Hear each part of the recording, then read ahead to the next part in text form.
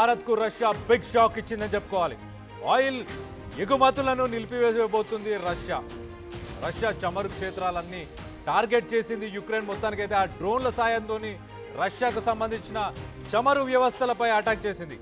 దీంతో యుక్రెయిన్ దాడులతో రష్యాలో ప్రస్తుతానికైతే చమురు కొరత ఏర్పడింది. ఆ చమురు కొరత కారణంగా ఎగుమతులు బంద్ చేయబోతున్నారు.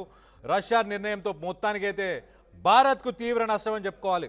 ఒక రకంగా రష్యా నుంచి భారత్కు దాదాపు 60 నుంచి 70% చమురు సరఫరా అవుతుంది.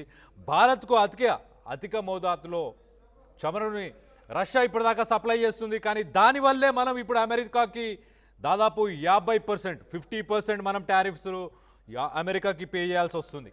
కానీ ప్రస్తుతానికి ఆ చమురును ఏదైతే దిగుమతులు ఉన్నాయో అవన్నీ కొంతకాలం నిలిచిపోయే కారణం అయితే చాలా క్లియర్గా తెలుస్తుంది. యుక్రెయిన్ రష్యా మధ్య జరుగుతున్న యుద్ధం వల్ల